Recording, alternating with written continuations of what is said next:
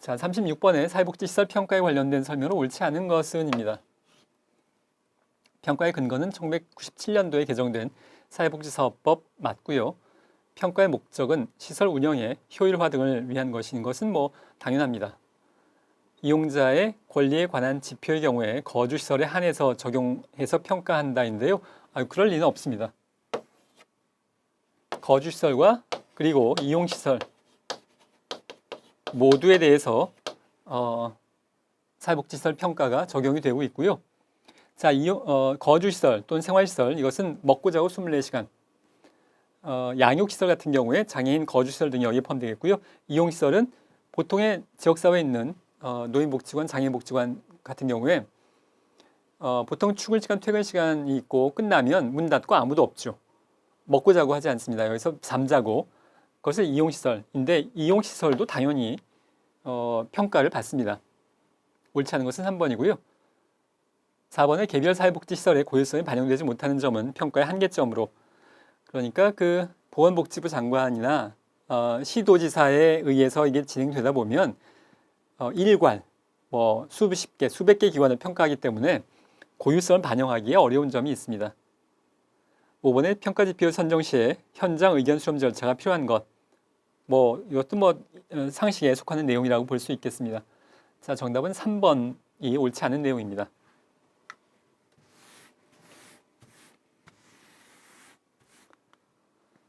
자, 37번에 직무수행 평가에 관련된 설명으로 옳은 것은 무엇인가인데요. 기존의 방립은 평가의 마지막 단계에서 이루어진다? 그럴 리가 없죠. 평가를 마지막 가서 할 수는 있겠지만 평가를 어떻게 할 거냐에 대한 계획은 시작하기 전에 이미 만들어져 있어야 됩니다. 프로그램이 다 진행된 다음에 끝나고 나서 끝날 때쯤에 우리 어떻게 평가할까? 이건 대단히 곤란하죠. 평가에 대한 기준의 확립은 계획에 이미 사전에 포함되어 있어야 합니다. 이번에 조직원들에게 직무 수행에 기대치를 전달하는 목적을 지니고 있는 것, 옳은 것은 2번입니다. 우리가 직무 수행 평가를 하겠다. 사회복지사가 업무 진행을 잘했는지 평가를 해보겠다라는 건데요. 그게 결국 사회복지사 조직원들 입장에서는 내가 어떻게 해야 부장님한테, 관장님한테 인정을 받을 거냐, 일 잘했다고 칭찬받을 거냐, 승진할 수 있겠느냐에 관련된 답을 얻을 수 있겠고요. 직무 수행 기준이 있고 거기에 기대치가 있으면 그러면 보상받을 거다. 승진도 할 수 있겠고 이거 안 되면 승진 못할 수 있겠다라는 것을 지금 직원들에게, 사회복지사에게 알려주고 있는 상황이죠. 자, 정답은 2번이고요. 3번의 도표 평정식 평가는 관대와 오류가 발생하지 않는다인데요. 이 경우에도 마찬가지로 관대와 오류는 발생합니다. 관대와 오류라는 건 평가에 있어서 그냥 좋은 게 좋은 거지. 웬만하면 5점 척도라면 웬만하면 4점은 주고 3.4점에서 왔다 갔다 해야지. 사실은 정말 못했지만 웬만하면 좋은 걸로 해주자고 이런 분위기를 이야기하는 겁니다. 4번의 자기평가는 서비스 이용자에 의한 평가보다 많은 비용이 소모되는 어려움이 있다인데 그렇지 않겠죠. 자기평가는 자기가 스스로 평가하는 겁니다. 종이하고 펜만 있으면 가능하겠죠. 다른 비용은 더 필요 없습니다. 그리고 자기평가가 사실 제일 많이 활용이 됩니다. 그런데 서비스 이용자에 의한 평가, 클라이언트가 평가를 하려면 일단 조사자가 가정 방문을 한다거나 클라이언트가 복지관을 방문한다거나 그런 시간이 소요가 될 텐데요. 사회복지사가 가정 방문하는 것은 다 비용입니다. 물론 교통비가 될 수도 있겠고 승합차를 몰고 간다면 유류비도 들겠고 시간을 할애한다는 건 그 자체가 비용의 의미여서 클라이언트에 의한 평가를 진행하려면 뭔가 노력이 필요할 텐데요. 거기엔 다 비용이 따라 붙게 됩니다. 자기평가가 자기 책상에서 평가지 놓고 펜만 있으면 하는 거에 비하면 비용이 많이 들죠. 자기평가가 비용이 가장 적게 드는 겁니다. 빨리 할 수 있고. 5번의 동료평가는 직무에 대해서 평가 대상자보다 넓은 지식과 이해를 하고 있다는 전제를 바탕으로 하고 있는 건데요. 자, 지금 동료평가라는 것은 같은 직급에 있는 동료들이 평가하는 건데요. 동료이기 때문에 넓은 지식과 이해를 전제하고 있지는 않죠. 그냥 뭐 비슷한 정도의 이해와 지식을 전제로 하고 그럼에도 동료평가도 의미가 있을 수 있습니다. 자, 옳은 것은 2번입니다. 38번에 사회복지 조직의 책임성을 확보하기 위한 노력이 아닌 것은인데요. 자, 책임성에 대한 문제나 보기도 뭐 꾸준하게 계속 빠지지 않고 나오고 있습니다. 개인정보 보호를 위해서 사회복지 조직 후원금 사용 정보의 미공개, 지금 틀린 내용이라고 볼 수 있겠는데요. 자, 후원금 사용 정보를 미공개한다. 이게 지금 투명하지 않다라는 말의 의미여서 노력이 아닌 것은 1번입니다.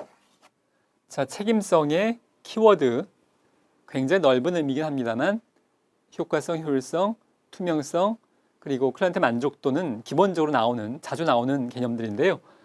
투명성에 대한 내용이죠. 투명성을 확보하는 게 책임성을 이행하는 하나의 방법인데 후원금 받았는데 어떻게 썼는지 모르고 누가 후원금을 냈는지도 모르고 투명하지 않다는 얘기입니다. 노력이 아닌 것은 1번이 정답이고요. 이번에 사회복지사업법에 따른 사회복지법인 이사회를 구성하는 것, 또 3번에 사회복지법인 및 사회복지시설 재무회의 규칙에 근거한 예산 편성을 하는 것, 법에 따르는 건 당연히 책임성에 포함됩니다. 4번에 배분사업 공모를 통한 사회복지 프로그램의 재정 지원을 시행하는 것, 보통 우리가 프로포절이라고 하죠. 공모, 배분사업의 공모, 프로포절을 통해서 사회복지기관에 공동모금에 프로포절 해가지고 그 당선이 돼서 3천만 원의 지원을 받았습니다. 그러면 재정 확보에 노력을 많이 한 것이고요. 그 3천만 원을 통해서 클라이언트에게 더 많은 서비스를 제공할 수 있는 것이 결국 책임 있게 사회복지기관을 운영하고 있는 것의 의미가 될 수 있겠습니다. 자, 5번에 사회복지 예산 수립을 위한 주민참여 제도를 시행하는 것. 주민참여 나오면 모두 다 바람직한 것의 의미로 보시면 되겠습니다. 자, 정답은 1번입니다. 투명성에 반대되는 천명입니다.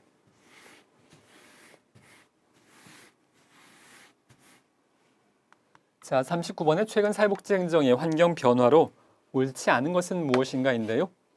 지역사회 주민운동의 활성화, 옳은 내용이고요. 사회서비스 공급 주체로서 영리 부문에 참여, 뭐 앞에서도 말씀을 드렸습니다만 노인요양원이 전형적인 이 예가 될 수 있겠습니다. 이익을 추구하기 위해서 노인요양원을 설립하는 분들이 꽤 많죠. 다 그렇진 않습니다만. 3번에 지역사회 보장협의체를 통한 민관 협력체 구축 맞고요. 4번에 사회적 경제에 의한 비영리 조직의 시장 경쟁력 강화 필요. 바우처 제도 같은 것들이 시행이 되면서 비영리 조직도 사회복지기관을 포함한 비영리 조직들도 시장에서 경쟁을 하게 되는 상황이 점점 더 많아지고 있습니다. 5번째로 복지다원주의 패러다임 등장으로 국가 주도의 복지서비스 공급이 옳지 않은 내용입니다. 자, 복지다원, 이 다원이 다가 여러 가지 근원이라는 말의 의미인데요. 국가만 담당하는 건 이런 용어는 없습니다만 국가 일원주의겠죠. 국가가 복지의 모든 측면을 재정과 역할을 다 감당하는 겁니다. 국가만. 그런데 다원은 국가가 빠지지는 않겠습니다만 국가 앤드 뭐 영리기업, 지역주민, 뭐 자원봉사자,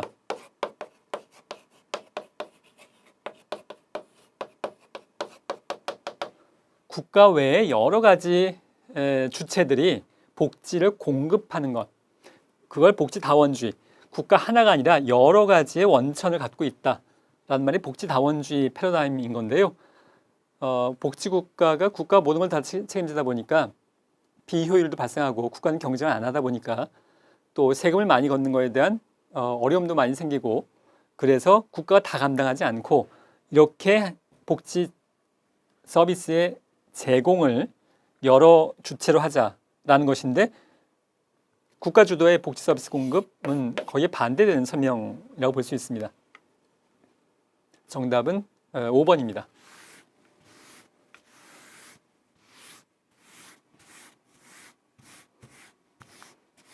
자, 40번의 다음에 설명하는 직원 능력의 개발 방법은 무엇인가인데요. 지속적이고 새로운 전문 지식 습득 방법, 지역사회 필요 및 구성원 욕구에 따른 융통성 있게 실시하는 것이 가능하겠고, 사회복지사에게 직무 연수 방식으로 제공되는 것인데요.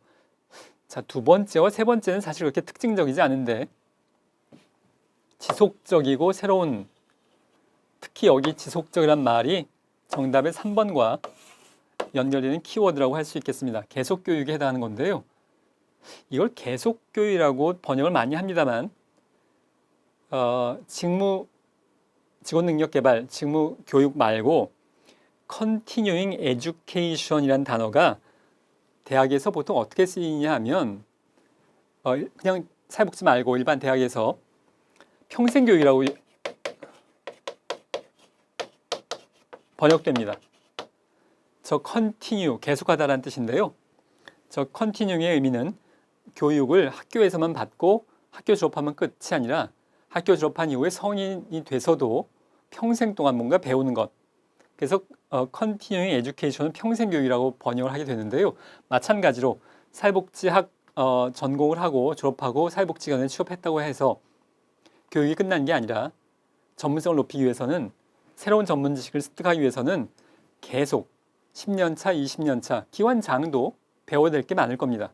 그러니까 교육이라는 게 학교에서 졸업하고 끝나는 게 그런 것이 아니라 사회복지기관에 근무할 때 정년퇴직할 때까지 배울 게 있다는 얘기입니다. 근데 그걸 계속교육이라고 번역을 하고 있습니다. 자, 정답은 3번입니다. 41번에 직무 소진도 심심찮게 계속 나오고 있는데요. 출제가 직무 소진에 관련 설명으로 옳은 것을 모두 고른 것은 무엇인가입니다. 직무에서 비롯되는 스트레스에 대한 반응이고요. 맞고요. 목적의식이나 관심을 점차적으로 상실해가는 과정 맞고요. 디귿의 감정이입이 업무의 주요 기술인 직무 현장에서 발생하는 현상이라고 할 수 있겠는데 다 맞는 내용입니다. 일단 정답은 5번이겠고요. 자, 감정이입, 이게 공감이란 말의 뜻이고요.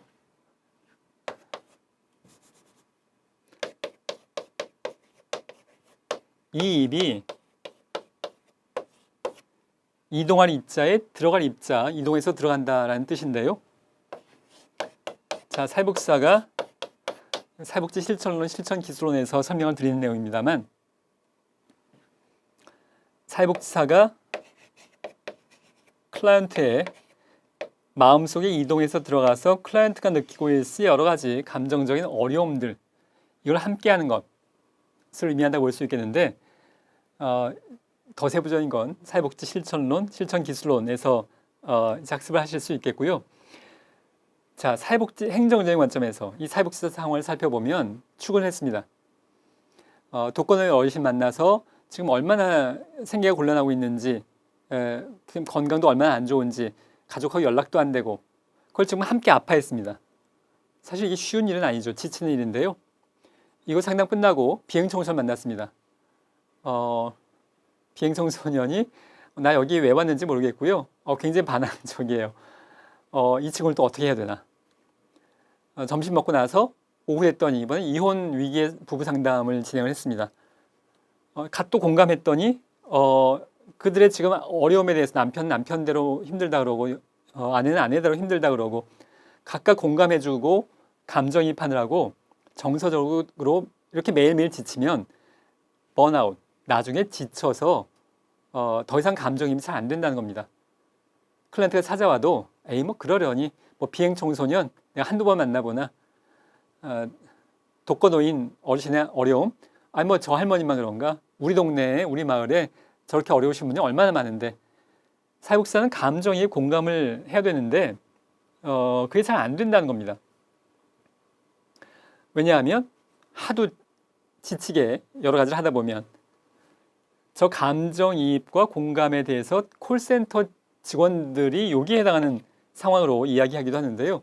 콜센터 직원들이 하루 종일 민원 처리를 하다 보면 감정적으로 그 민원을 제기한 사람의 공감해주기가 뭐 하루 종일 그 일만 하니까 어려운 상황이 발생하는 것, 그것도 번아웃으로 설명을 하기도 합니다. 자, 그래서 전체적으로 다 직무 소진에 해당하는 내용이라고 볼 수 있습니다.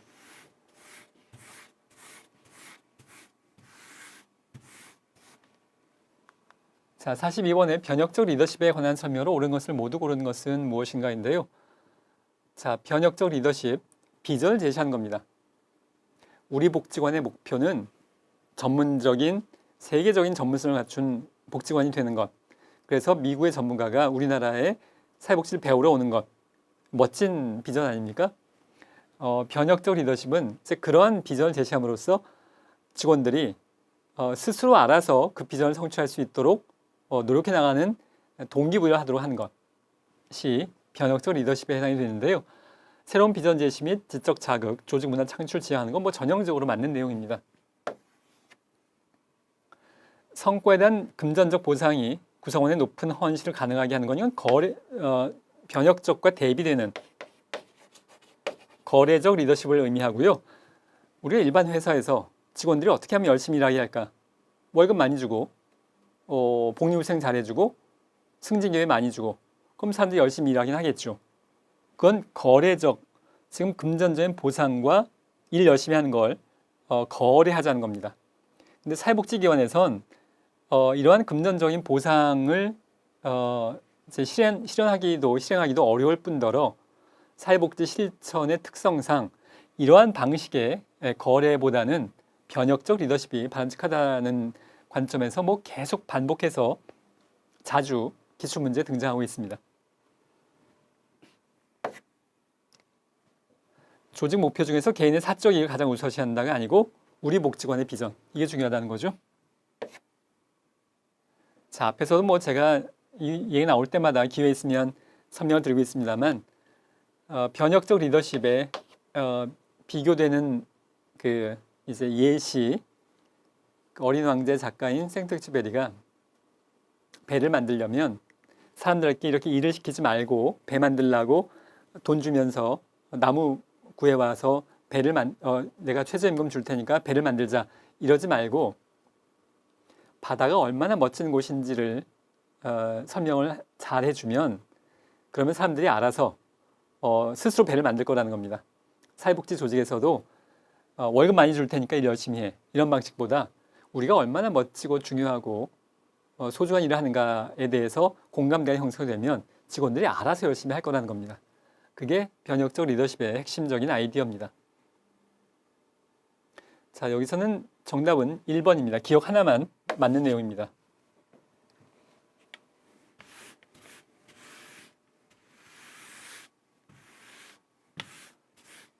자, 43번에 사회복지관에서 우편으로 잠재적 후원자에게 기관의 현황이나 정보 등을 제공해서 후원자를 개발하는 마케팅 방법은 무엇인가인데요. 자, 다이렉트 마케팅입니다. 영어로는 DM이라고 쓰고 이게 원래 M이 우편의 M이었었어요.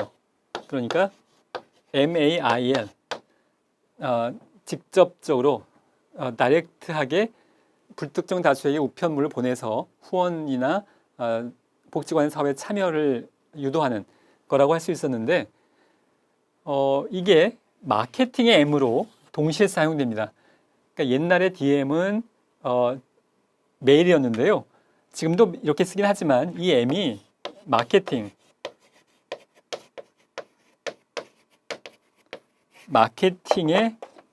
M으로 둘 다 쓰인다고 할 수 있겠는데요. 여전히 그 의미는 다이렉트 메일이라고 하던 다이렉트 마케팅이라고 하던 내용은 우편으로 잠재 후원자에게 뭔가 직접 발송하는 겁니다.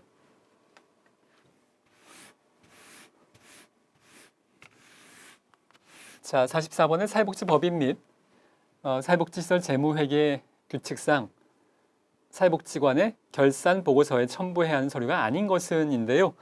일단 정답은 4번인데 세입세출 명세서가 이 문제의 답인데요. 이 정도 수준의 상황의 문제는 거의 버리는 문제입니다. 이걸 맞추려면 뭘 알아야 되는지를 살펴보겠습니다. 이 재무회계 규칙 11조에 보면 예산에 첨부해야 될 서류가 이건 비교적 적은 편이어서 세입세출 명세서가 여기 2번에 있습니다.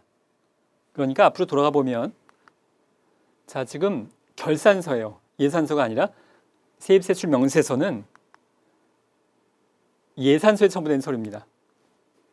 그러면 결산서에 첨부된 서류가 얼마나 많은가 하면 다 기록을 할 수가 없을 만큼 한 화면에 안 들어가서요. 뭐 이거 총 23가지가 이 사회복지 재무회계 규칙에 보면 23가지가 쭉 나열되어 있어요. 단식복이요, 북식복이를 다 포함해서, 복식복이를 다 포함해서 23가지가 나열되어 있는데 이 23가지를 다 암기하는 건 사실 현실적으로 물론 가능할 수도 있겠습니다만 효율적이지 않습니다.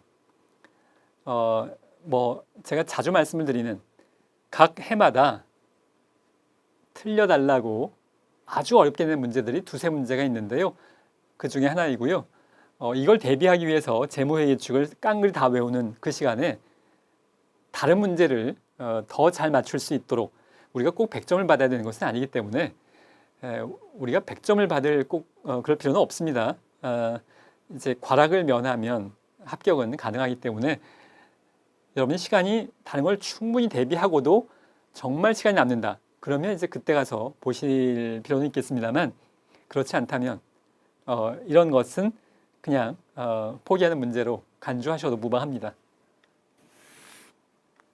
자, 45번에 뭐 여전히 계속 많이 나오고 있는 TQM에 대한 문제인데요. 옳은 것은 무엇인가입니다.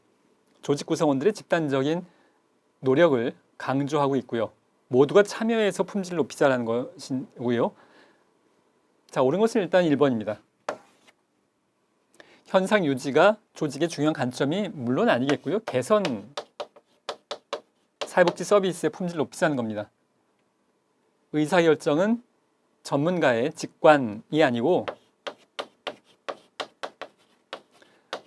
과학적인 조사를 통해서가 일반적이고요. 이런 시간에도 설명을 예를 들었습니다만 여러분이 그 가전제품을 배송받거나 설치하고 끝나면 수리하고 끝나면 대개 그 뭐 이제 콜센터 이런 데서 전화가 걸려오죠. 만족하셨습니까? 뭐 이런 그 ARS도 있고 뭐 직접 어떤 담당자가 연락을 하기도 하고 이게 과학적 조사의 한 측면이라고 볼 수 있겠습니다. 조사해보고 만족하지 않았으면 이렇게 만족했으면 이렇게 그렇게 품질 관리를 하자는 겁니다. 구성원과 각 부서는 경쟁이 아니라 협조가 필요한 거고요.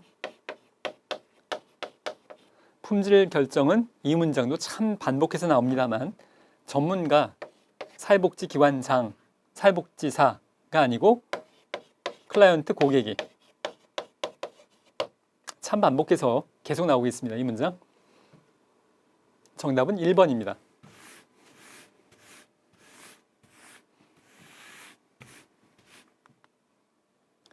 자, 사회복지 서비스 전달체계 도입을 시대순으로 나열한 것인데요. 여기 나와 있는 것들은 아주 대표적인 중요한 시기에 대한 암기가 필요한 그런 사항들이기 때문에 이건 여러분들이 연도 외우는 게 쉽지 않으시겠지만 이 정도는 암기하실 필요가 있겠는데요. 사회복지 전문요원 1987년도입니다. 그러니까 여기가 1번인 셈이고요. 이 중에서는 여기가 2번입니다. 보건복지사무소가 1995년도입니다. 그 다음에 3번으로는 사회복지사무소 시범사업인데요. 2004년도고요. 희망복지지원단이 네 번째로 2012년도입니다. 남은 거 하나가 지역사회보장협의체는 다섯 번째로 2015년도. 그러니까 지역사회 복지협의체가 보장협의체로 바뀐 게 2015년도의 상황이라고 볼 수 있겠는데요. 이것은 아주 중요한 이슈들에 대한 연도이기 때문에 아주 정확하게는 아니더라도 대충 순서 정도는 알고 계시는 게 다른 여러 가지 문제를 풀어나가는데 필요할 수 있겠고요. 정책론이나 법지론하고도 연결되는 부분이라고 할 수 있겠습니다. 자, 이 순서대로 나열된 것은 일단 디귿, 리을, 기역, 니은, 미음 정답은 2번입니다.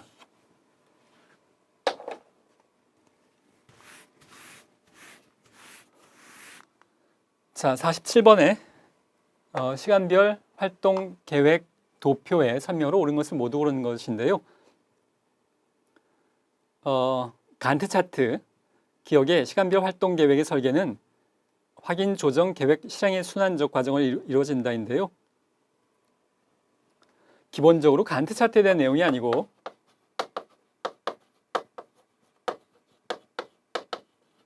방침 관리 기획에 대한 설명이라고 볼 수 있겠고요. 여기에서도 순서도 잘못됐습니다. 순서가 계획을 먼저 하겠고요. 그 다음에 실행을 하고 점검 확인해보고 그 결과 필요한 게 있으면 조정을 해보고 이 순서로 되어야 되는 거고요. 일단 뭐 기억은 해당 사항이 아닙니다. 간트 차트에서 간트가 사람 이름 헨리 간트에 의해서 최초로 개발된 건 맞고요. 목표 달성 기한을 정해놓고 목표 달성을 위해서 설정된 주요 활동과 시간 계획을 연결시켜서 도표로 나타낸 것은 퍼트입니다. 간트 차트 아니고요. 리얼의 활동과 활동 사이의 상관관계를 파악하기 힘든 것은 간트 차트의 특징에 해당이 돼서 옳은 것은 니은과 리을. 정답은 4번입니다.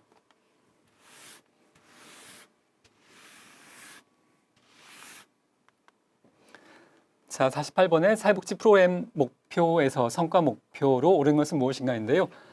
자, 산출 목표와 비교를 하셔야 돼요. 이것은 주로 실적을 이야기하는 겁니다. 그런데 산출을 이렇게 했더니 그래서 정말로 효과성이 있느냐?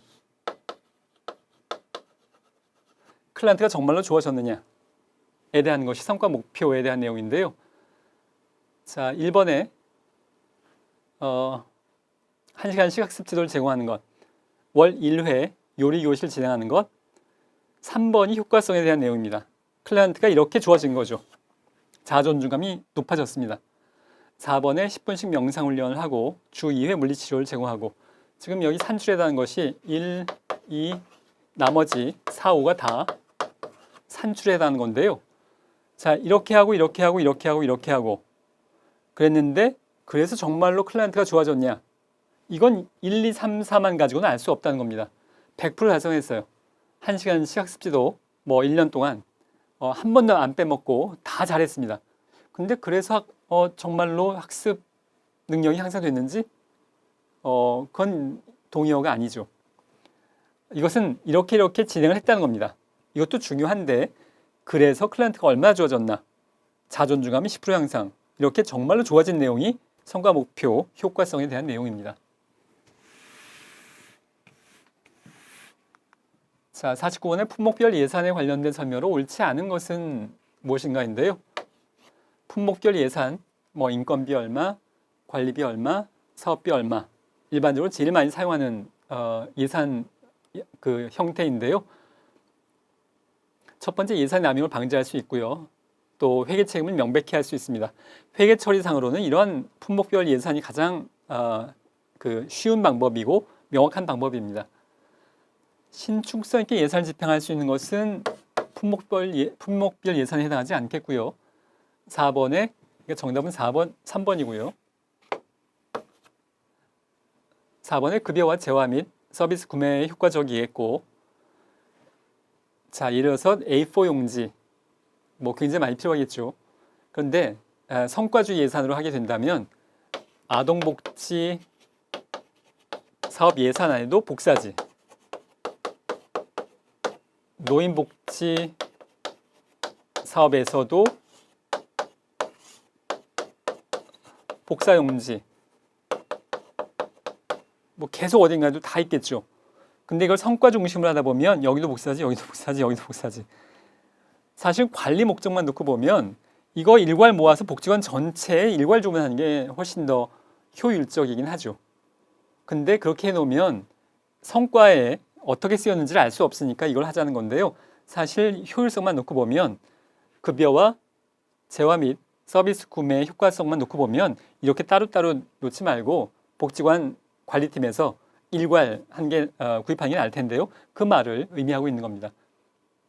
품목별 예산은 복사지를 관리비로 일괄 처리하는 겁니다. 회계 처리를. 5번은 정책 및 사업의 우선순위를 소홀히 할 수 있는 건데요. 우선순위를 잘 고려할 수 있는 것은 성과주의 예산이라고 할 수 있겠습니다.